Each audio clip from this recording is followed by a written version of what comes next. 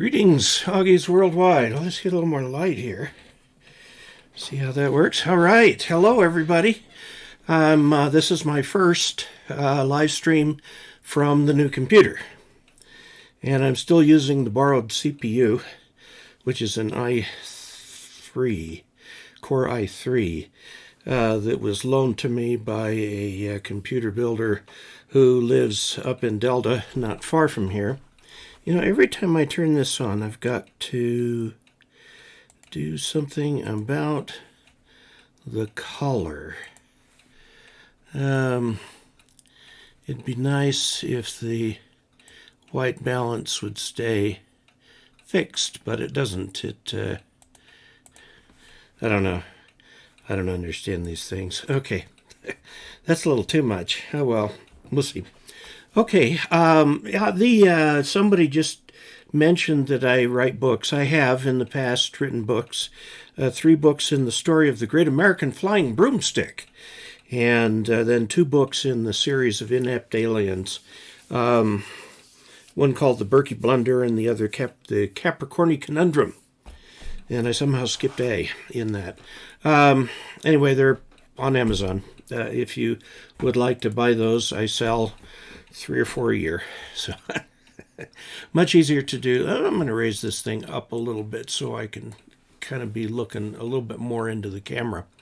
I've got the computer set up with just one screen, and it's the 4K screen.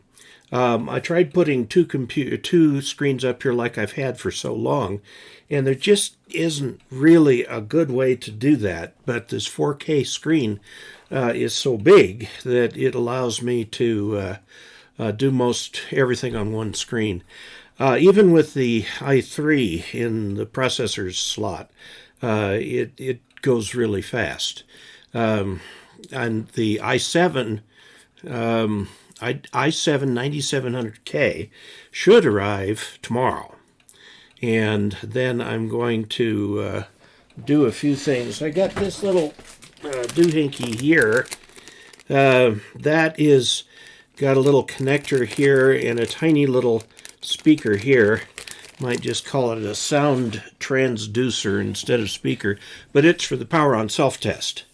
And I found myself using clip leads in my headset to kind of try and figure out what the post was saying. So I figure for $4, whatever it is, I can get the right speaker in there.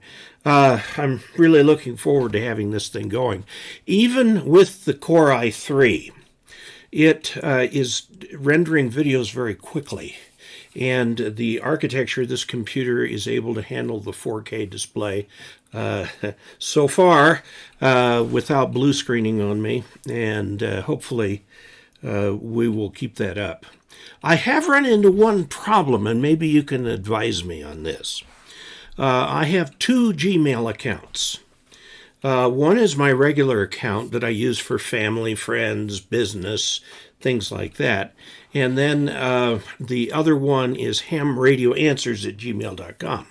Well, on my old PC, I've got both, so that if I want to see the Ham Radio Answers one, I just click on the right thing in Gmail, and it shows up. But when I try it on this new machine, it basically thumbs its nose at me. It says, put in your password, and I'm going, well, I didn't know I had a separate password for that account. I thought I had one password for all of Google. And then they say, we can't verify that you're actually Dave Kassler. We'll get in touch. Well, it's been days, so nobody's gotten in touch. So I don't know how to bring up hamradioanswers@gmail.com on this computer. So I've got a laptop over here where I can do that.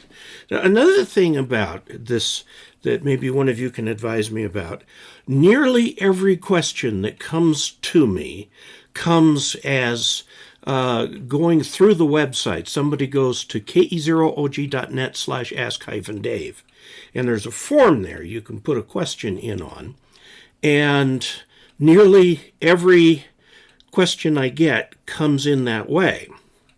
Now, on my video last night, I couldn't find my horn, my little horn here, so I asked people to send me various horn sounds that I could use with this. 0. I'm going, I wonder if that hamradioanswers@gmail address is really working, because I get very few questions that way. So if you have sent something to that website and it seems like it's gone into a black hole, let me know, and I don't know what to do. I'll set up a different email address. I have other addresses that are forwarded to my primary Gmail account, but I don't know what to do about that. There's, let's see.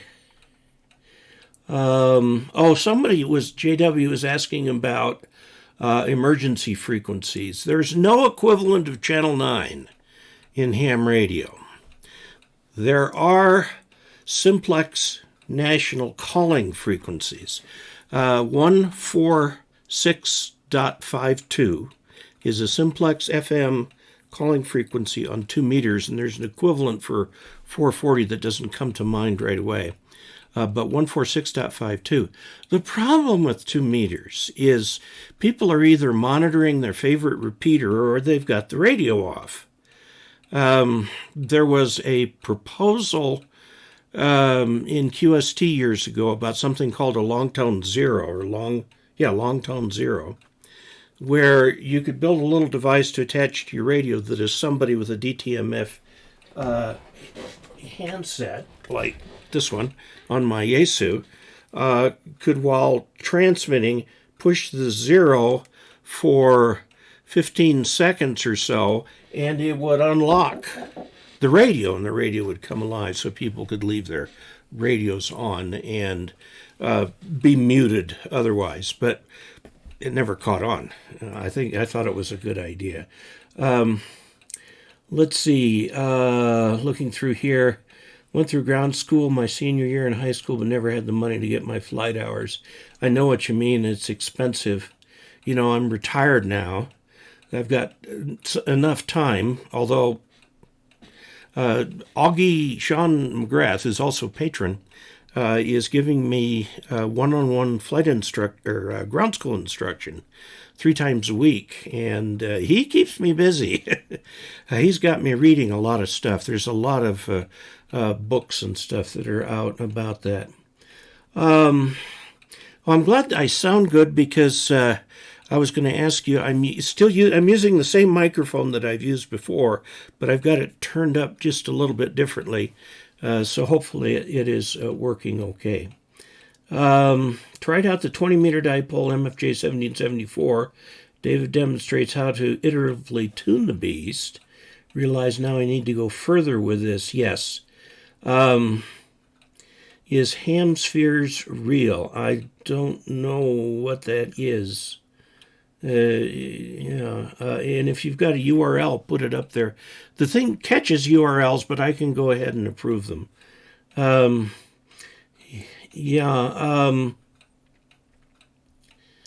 Let's see. Greetings from Northwest Wisconsin, in the good old U.S. of A. Yes. Is what we're doing ham radio right now? Yeah, it is. Sure it is. What's anybody thought for me in a Yaesu 60 feet? Sorry, I had to delete some text to make it fit. The episode is 265 on tuning it to it. That was the one I just put up yesterday. So let's see what else we have here. It's for all Google access. It's not just registered. You have to go online and click OK for it to be recognized. Use Thunderbird for email. Boy, I used to years ago. It was a great horn. Yeah, I've tried some different horns there. 446 megahertz is the 70 centimeter. What is 14300 and why are we asked not to use it? 14300 is the Maritime Mobile Net, and it runs 24 hours a day. And you're welcome to call the net during a lull. Call the net operator and get a signal report or something like that. But that is a frequency that is used for maritime use around the world for emergency rescue. Now, 99% of the time it's just people talking with each other, but there's usually always some net control on that frequency. What do I think about a Kenwood TL9 22A amp? I don't know. If it's old, you may want to check your capacitors and stuff like that. Don't miss your bedtime. Nice one, an MFJ antenna. Yeah, hoping I can get the 40-meter section. I said I was going to do it today, but then I remembered I'm doing this video. So I will do it tomorrow. And I'm going to turn the fan on. It's actually getting warm in here.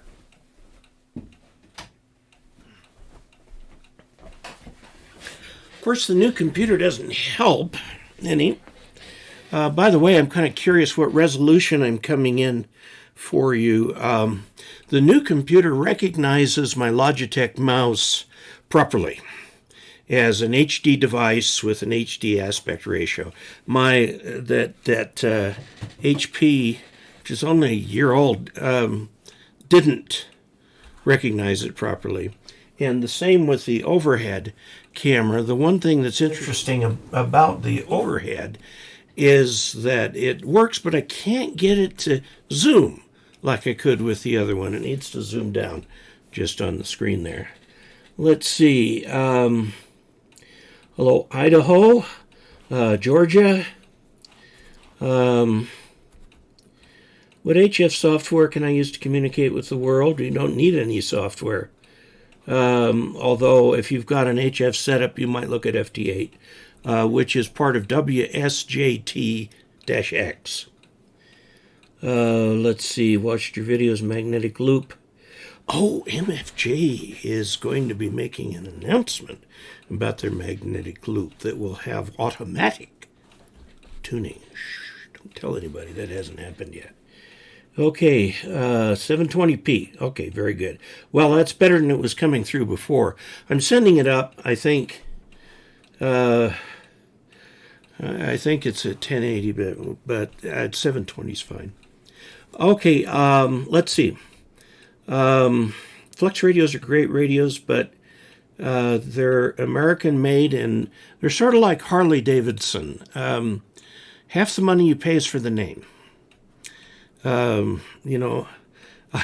course, I say that. I've always ridden Yamahas, but although I did have a Kawasaki once, boy, that was a dog. I had that while I was in the Air Force, and it was no end of trouble. Let's see. Super Chat is available.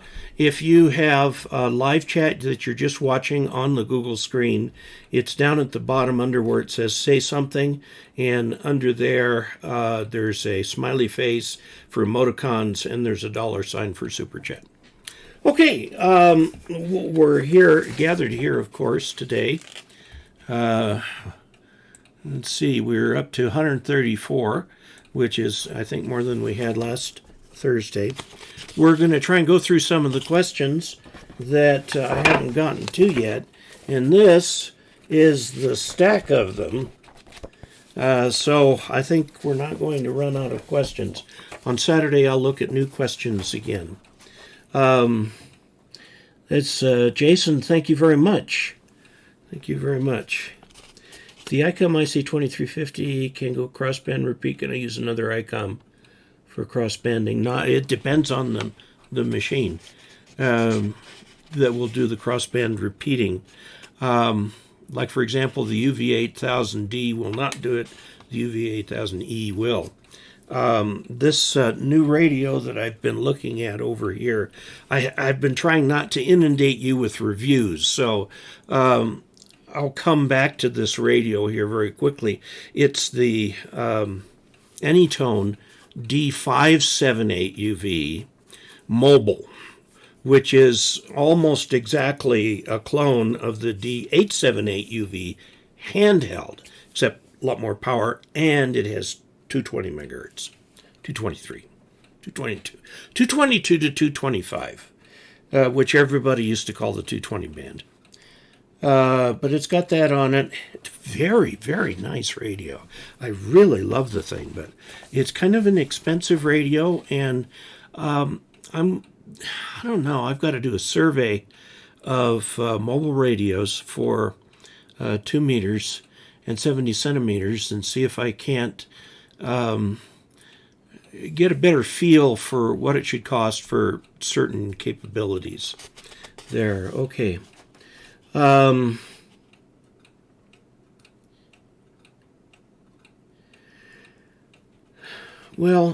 in an earlier video you said 25 watts to reach the radio horizon. Is that 25 watts ERP? Yes. If it's FM, EIRP, everything. Let's see, wait a minute. ERP, effective radiated power. 25 watt radio to a little Porter wave on the roof of your car will do a really good job, unless you're in a hole or down in a canyon or something like that. And when you're in that situation, no amount of power is going to get you out. So that's why I say 25. All the radios today are 50 on 2 meters and 40 on 70 centimeters. How do you calculate that? You just do experiments. It will work. ICOM 5100 will cross-band. A lot of them will. Did you participate in any of this past weekend's QSO parties? I didn't. Boy, if you want a fun QSO party, try the California QSO party. Boy, that's practically like field day. All radios seem expensive, yes. 220 is not used very much. I'd like to see it used more. There is an amateur allocation from 219 to 220, but it is limited to backhauls for linked repeater systems. So it's not something that us ordinary people can use. Let's see. Rocket Flyer VB, thank you very much for your kind words. QSO contest, where the state QSO parties. There are national QSO parties like Field Day and so on, but the state QSO party there's two halves of it. If you're in the state, you're trying to contact people outside the state. If you're outside the state, you're trying to contact people inside the state. And there are 50 states plus the District of Columbia. You would think with 52 weeks in the year, they could pull that off, but no, very often there will be multiple state QSO parties. Now, the logging software that I use, which is N3FJP's software, he's really geared for contests, but you need a different piece of software for each QSO party. So if there's 3 in a day, you're constantly going between these to log them in the right fashion. It's a little weird. New IP address. I've got the same IP address. I have a fixed IP because I've got my website set up so that the only way you can get in and modify it is to come from one fixed IP address. And because I was having terrible time with people who would go in there and do stupid things. They changed something little. They put a different photograph. It just was weird. So I talked with them, and I talked to my local ISP, Wi-Fi Elite, and they gave me a fixed IP address for free. It was very nice of them, which means that I can then put it in the file for WordPress to say basically only take updates from this one IP address, which is a bit of a problem right now because my assistant is working from home and she can't do any site maintenance from where she is because she's on a different IP address. And we're doing this, she's a high school senior, and of course they're at home now because everybody's at home. Let's see. FT 2980 watts. Yeah. What's the best HF rig you can get? Well, that depends. I hate this. I subscribe to a YouTube channel called The Piano Forever. And it's a young guy who does nothing but rate and review pianos and play them and tell you about pianos and so on. He was a child prodigy. He's an outstanding player. I was watching one of his, and so I emailed him and says, what do you use to record a piano? And basically what I got back was, well, it depends. And I was tempted to write back and say, well, it depends doesn't help me at all. But I didn't, because I liked the guy, and I didn't want to get him upset with me. I used to tell people the best HF radio depends on this, and this. Now I tell people the reference station is an ICOM 7300. That's something to start with. Now, when you have 5 or 10 years experience, you may decide, well, I'm more a contester, or I'm more a DXer, or I just like to rag chew, or I just like FT8, or something like that. And you may end up staying with that radio. You can stay with the ICOM radio for years. It's a great radio. It's a software-defined radio. It's got magnificent features built in. And for price-performance ratio, I think it's hard to beat. The competitor to that is the Yaesu FT991A, which is not a software-defined radio, but is a very fine radio. And it has a waterfall display on it, too. I guess from Kenwood, it'd be the TS590SG. I really don't know much about Kenwood.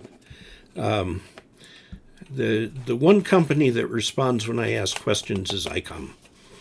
You probably saw me wearing the ICOM shirt in yesterday's video. I got that at Dayton in 2019. Let's see. My antenna's blue down. Let's see. Let me go up here. Well, from Naples, Florida.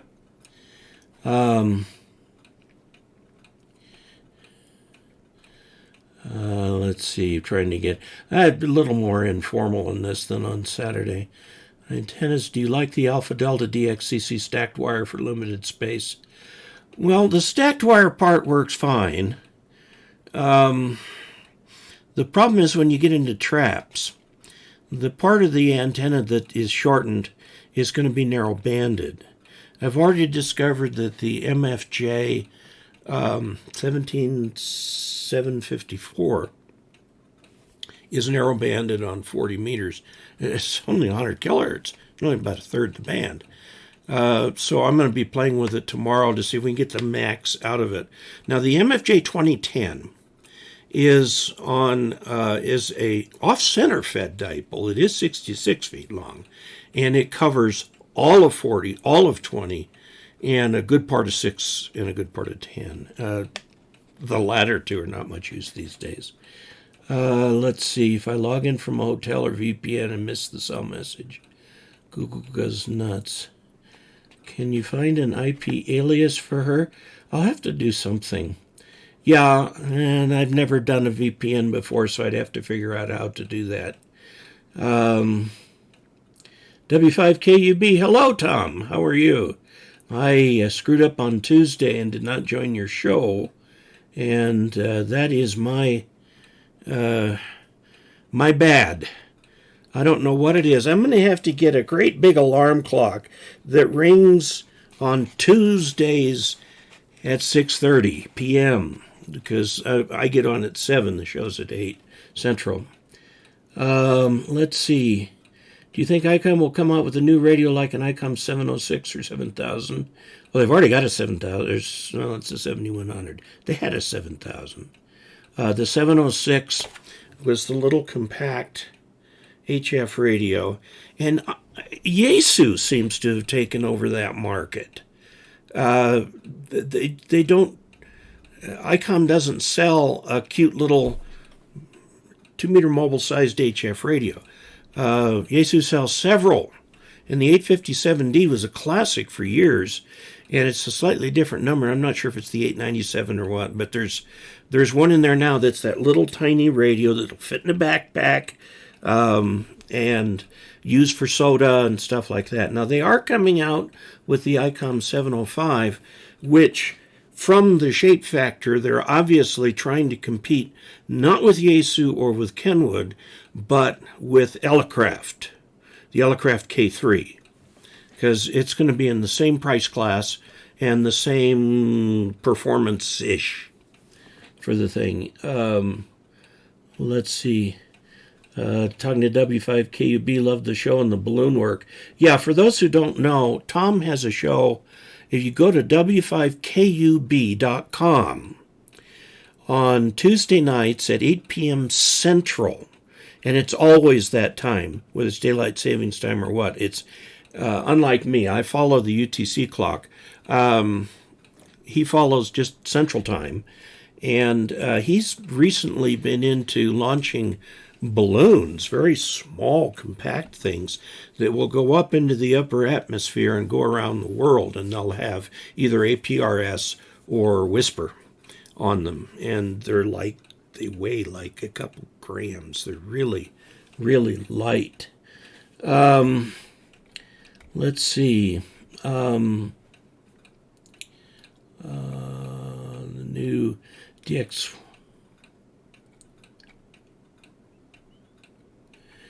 Yeah. Would like to go to Phoenix and Scottsdale one of these days. It's starting to get warm down there. Our ARS group uses... Oh, those are expensive radios. Wow. DX Commander. I don't have one, so I can't test it. The FTDX 101, the radio driving the spectrum display is software defined entirely, but the other two receivers, there's two receivers in there, are super heterodyne. Now they're magnificent super heterodyne radios. Remember that super heterodyne radios, they're like steam engines. They started out kind of clunky, but they got up to the point where they were really finely tuned machines. And people still love steam engines. They think they're just what railroading should be all about. And the super heterodyne, there are some absolutely fabulous super heterodynes. My Yaesu FTDX 3000 is a fabulous super heterodyne radio. Fabulous. Let's see. Is it worth the effort to get on 160? I've never been. For the same reason you, I don't have room for it. Your thoughts on end-fed halfway versus dipole for home base station depends on your situation. The reference antenna right now is the MFJ 2010, which is 66 feet long, and it is off-center fed. I haven't looked at end-fed dipoles except one from MFJ that was really designed for portable work. Let's see. A Baofeng, but it was so hard to program. Yeah, you really need the computer to do that. Fox hunting, yes, people love that. Can the MFJ 907 tune expander work to extend 40 meter bandwidth for the 17745 antenna? I don't know off the top of my head what the MFJ 907 is, if that's a tuner. If it's a wide range tuner, yes, you can. ICOM 7100 is billed as a mobile HF. It also works for a lot of people who have extremely limited space to set up a home station. FT891, yeah. The tech radio for the reference station. Like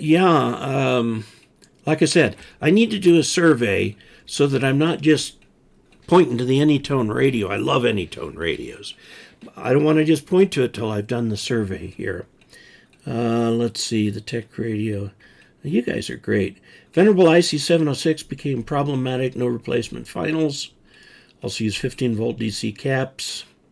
Yeah, they should have. Oh, well. The 706 started the market for miniature HF transceivers. FTX 101 are hybrid, not SDR. The input is super. Well, all radios are like that. I mean, my Tentec Jupiter was at the time called a software-defined radio. This is in the year 2000. Okay, so 20 years ago. And I got one, and I thought I was dealing with a software-defined radio. It uses it uses heterodyning technology to get the signal down to an IF. And then everything after the IF was done with digital signal processing. Okay, was not done in classic AM detector or product detector or something like that. That was implemented in software. One of the nice things about doing it in software is you can use the so-called phasing method of developing the single sideband demodulation and then recreating the modulated signal. And that method was pioneered by Central Electronics back in the 1950s. And the circuitry for it goes back a long ways. But it is really hard to do cheaply using analog techniques. However, with digital techniques, it's just numbers. And so now all the radios use the phasing method to develop the single sideband signal rather than the filtering method. And you get higher fidelity doing that. You get even higher fidelity if you transmit a pilot carrier. Okay, I can hear in a bit. Thanks for all the extra exam videos. About to take exam. Well, it's April. There should be... oh, he wants me to take a water break. Okay, here we are, a half hour into the show, and we have not talked about the questions yet. So let's talk about the questions. I think you guys can figure out this is my favorite time of the week when I'm on this, and Saturday too. And I'm going to keep doing the Thursday as long as the quarantine stays in place. I'm trying to do something every day. So I'm doing the live streams on Saturday and Thursday, and the other days of the week trying to do something, just so that there's something every day, and you can kind of keep in the ham radio mood. Ice cold beer. I don't drink. Can I use a 12-volt desktop power supply with a 0.17 amps to power an ICOM IC2350 UHF VHF base station? No, that's way too few amps. Some people have asked me about computer power supplies and using those to run your station. The problem is with the computer power supply, I don't know where some engineer got this idea, but 12 volts means 12 volts. It does not mean 13.8 volts. It means 12 volts. And not all radios will operate properly on 12 volts. My old Ten-Tec Jupiter would, but the Yaesu FTDX 3000 would not. And I needed a voltage booster in there to make that thing work properly with my solar system. I noticed that the power supply for my new computer, 650 watt power supply, puts out something like 70 amps at 12 volts. Woo. Which all gets turned to heat, by the way, which will probably keep this room nice and toasty during the summer. Okay, this question, back from March 29th, is from Danny, KG6TII, and he asks several questions. If I run an antenna lead from my radio up through the room ceiling and out to the under eaves of my house, and then run it under the eaves of my house all the way back to almost the starting point, will it work? It would be a good receive antenna, not a good transmitting antenna, unless you've got a tuner that can tune what's called a long wire antenna. And that's kind of short for a long wire. A long wire antenna should be at least one wavelength long, preferably 2 or 3 wavelengths long. And the problem with a long wire antenna is it's an antenna all the way down to where it exits from the tuner. And so you've got RF in the shack, you've got RF all over your house, and that can cause problems with the televisions and the stereo and people's computers and so on. You need to run proper coax from your rig outside to a antenna or tuner built for ham radio. The 7610, no, the 20, the 20 MFJ 2010 antenna, which is the reference antenna, is only like $80. You're going to spend that much on coax cable. And if you can string that up, if you can't quite get it strung all the way up, just let the wires drop at the ends. Make sure nobody can touch them because they can get a little shock out of that. And you'll have a great antenna on 20 and 40, which are the two bands that are most used today. Well, and 80, but putting up an antenna for 80 is a story in and of itself. Let's see, should just go with the shape, but use a certain length of wire. Doesn't have restrictions, but can't afford a tower. Neither can I. We'll probably put an antenna on top of 3/4 inch galvanized pipe. Yeah, you know, you can use aluminum fence. No, it's not aluminum, it's steel. Chain link fence top rail. You can get 10.5 inch or 10.5 foot long pieces at Home Depot. I just did a video on using those for masts. That would work just fine.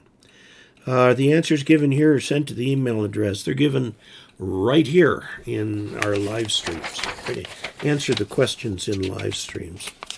This is from Dennis, W8ITC. How about a video on your battery and solar setup?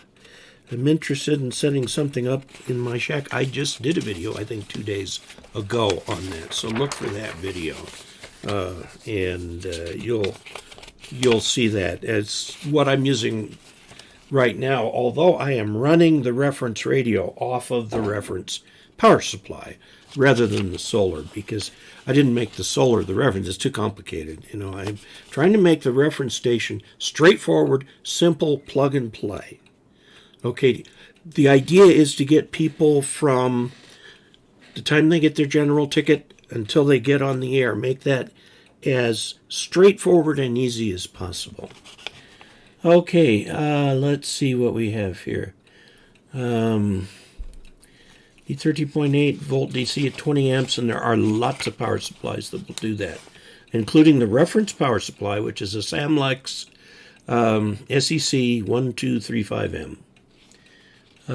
Some power supplies put out 14 to 15. The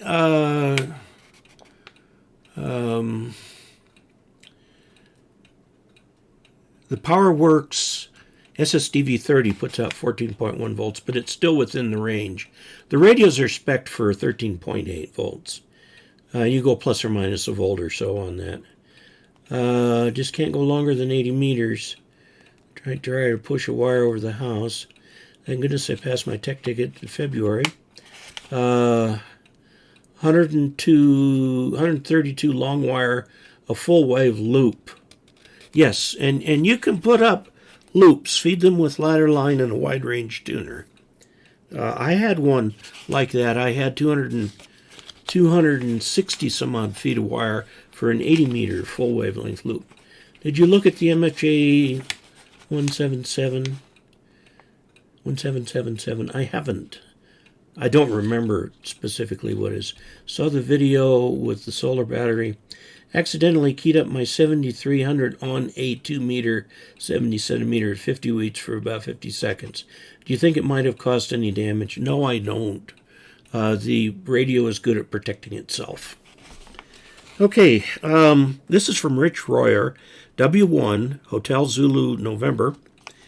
I enjoyed your power pole presentation. A heads up on the stripper part number would be great.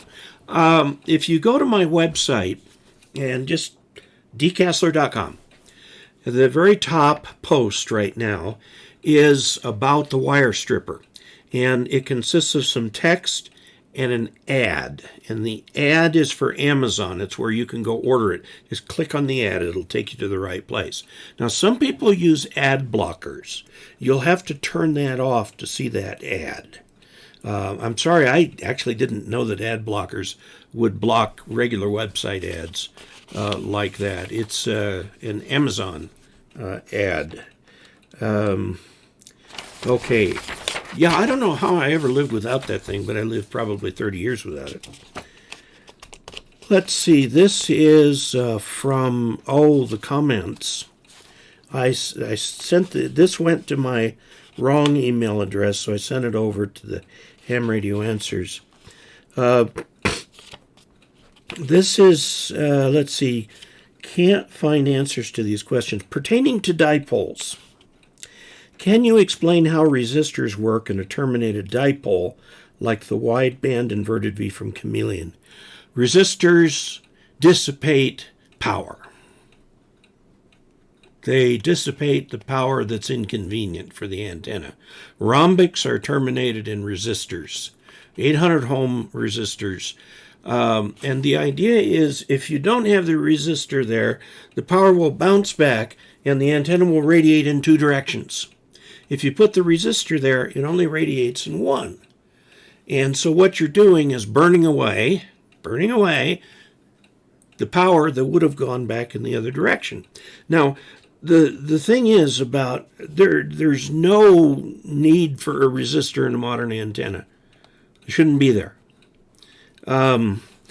If it's there to absorb something, and that power has to be created by your transmitter. So if you've got a resistor, it's just going to burn up that power. I don't understand why you would want to do that. Now, in a rhombic, what people have done, but this only works on a single frequency, is to create a reactive network that will hold that power for half of a wavelength's worth, and then send it back into the antenna, which will cause it to be sent out in the other direction. Don, thank you very much. I appreciate your generosity. Again, the super chat is open. What am I losing by using a terminated dipole versus another style of dipole? Power.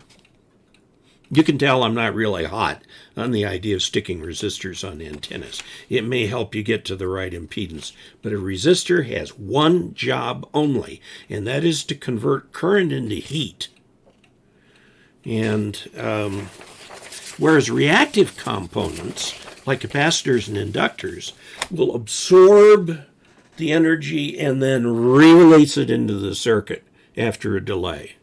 Okay, so this one's from Mark Rowell, KC6BPH. I have a 7300 and use Ham Radio Deluxe and DM780, and I know FLDigi would work too for digital modes. I have worked out how to get the radio and HRD to work together, but I can't. Oh, and here's the problem. I can't get any interest in my local club to work any of the DM780 modes, such as Rudy PSK, QPSK, Contessio, Domino, that's Hellschreiber, MFSK, MT63, Olivia, Ridium, Thor, or Throb. Yeah, that's because there isn't any interest in it right now. 10 years ago, if you got on PSK 31, that 3 kilohertz segment from 14070 to 14073 was jammed with signals. Now you will go there and be lucky to see one. All of these third-generation digital modes have been set aside in favor of the fourth-generation digital modes, which are the WSJT modes. JT65 was extremely popular for a while, which was actually invented for moon bounce.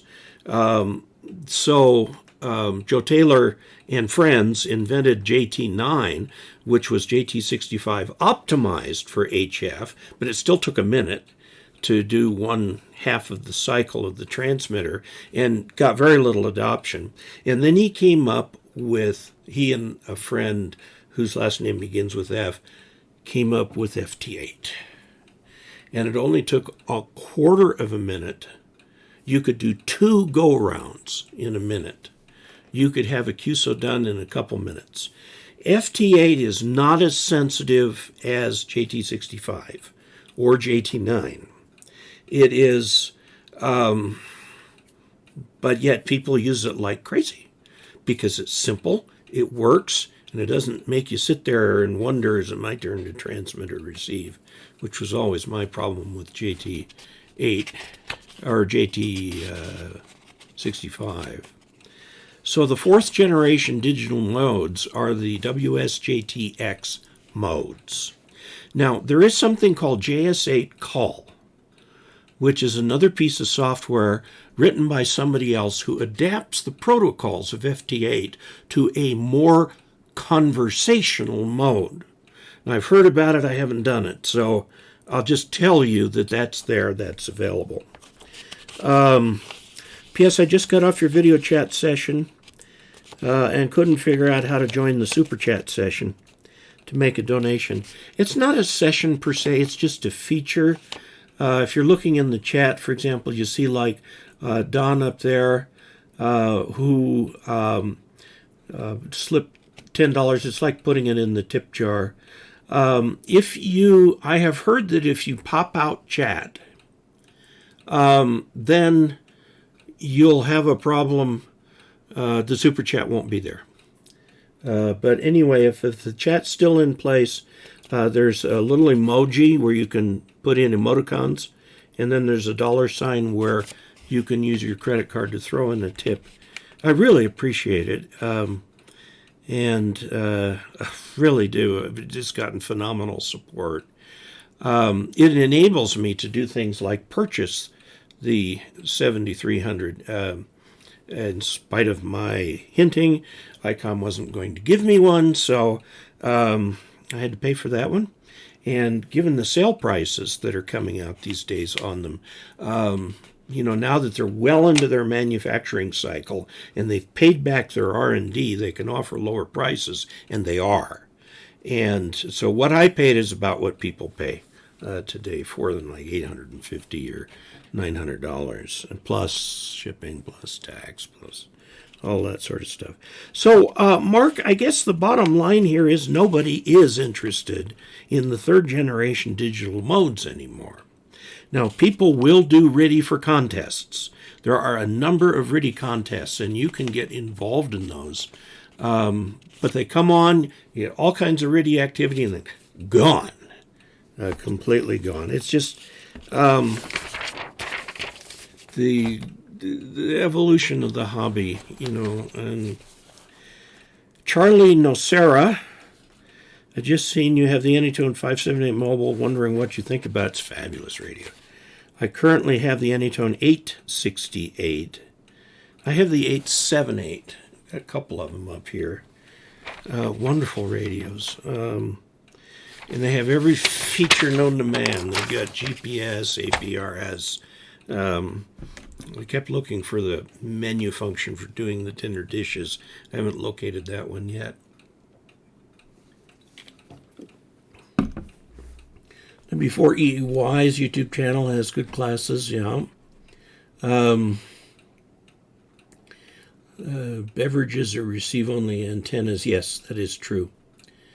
Resistors make beverages unidirectional rather than being bidirectional. Yes, that's the basic point. Or you can put a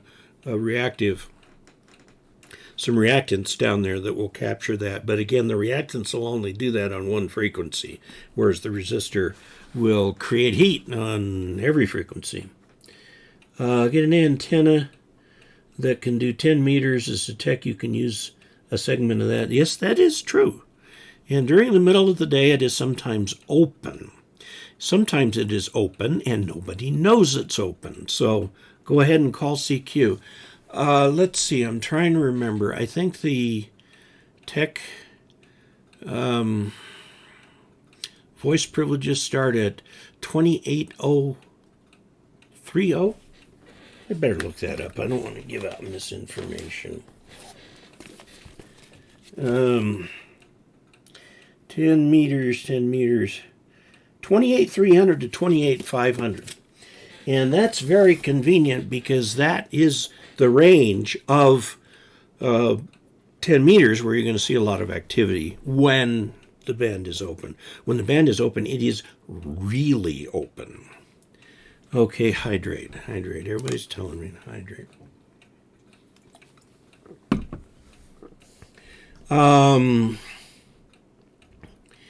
Let's see. I reviewed the MFJ 1886. Yes, it's a mag loop antenna. It's on my roof. MFJ has been talking about coming out with a new remote tuning unit for that will take the frequency from your radio and will find the exact tuning spot on that antenna.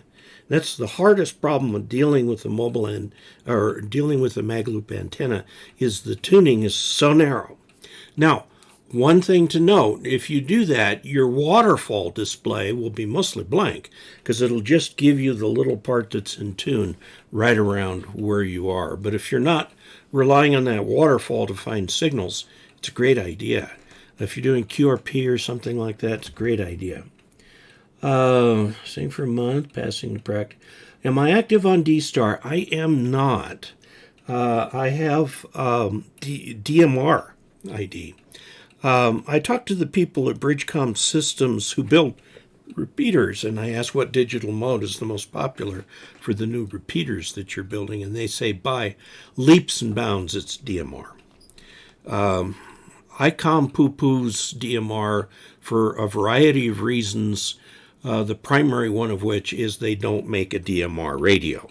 So DMR, I will grant you, it's overkill for a ham radio. Hams only use Tier 1 and Tier 2, not Tier 3. We don't need to.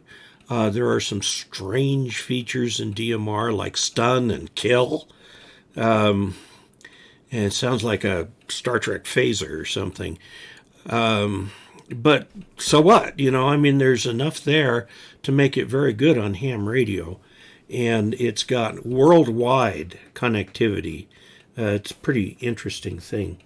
Let's see. Joe, where are you in the book? There's now an MFJ 1888 that comes with a multi-coupler. I'll have to go take a look at that. 28.3 to 28.5, yes. North Dakota, New Mexico, and Georgia QSO party this weekend. I'm right next to New Mexico.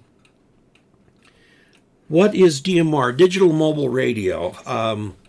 It's something that was put together. It's a European standard, I think. And Motorola took that standard and ran with it for public service communications.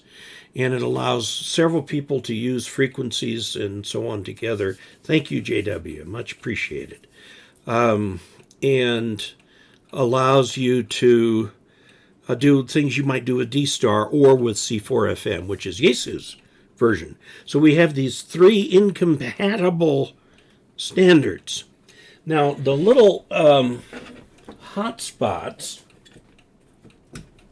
like this one here, this little hotspot, I can talk with my radio using DMR to this hotspot. In some cases, it can do a cross system and go onto a D-Star network. In some other instances, it cannot. But what is happening is people are creating, they're called talk groups on DMR. I think D-Star, they're called rooms. Anyway, it's group. And they're fixing it up so you can get into the group two different ways, DMR or D-Star. And I think that kind of bridging between the networks is what's going to solve this problem, because none of the manufacturers show any sign whatsoever of backing off of their favorite standard. The reason the Chinese do DMR is because the Japanese do D-Star. D-Star is a Japanese standard put out by the Japanese Amateur Radio League, okay, their equivalent of the ARRL. And if you've ever studied politics in that area of the world, if the Japanese do it this way, the Chinese will do it this way. And so they pick DMR for all their radios. You cannot get a D-Star radio from a Chinese manufacturer. Now, of course, ICOM, Kenwood, Yaesu, and Alenco all have their radios made in China.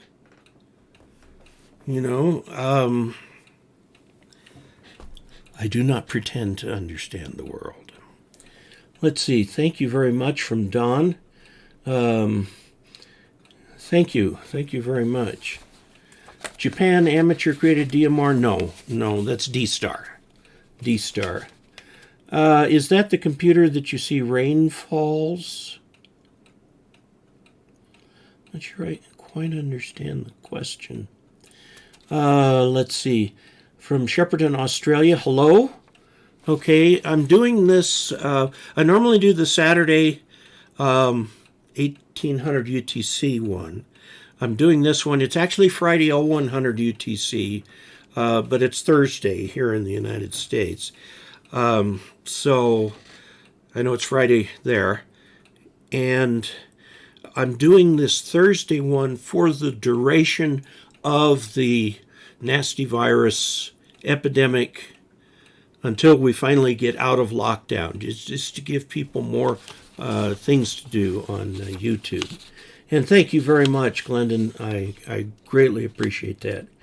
I guess if I give Josh over at Ham Nation when you...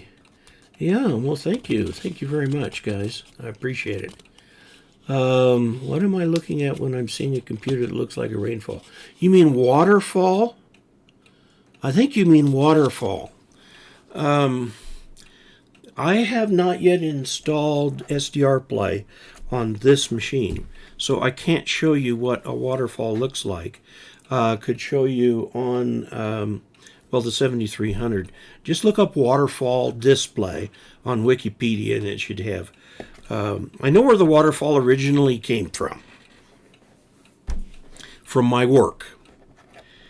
Unfortunately, I'm not at liberty to disclose that.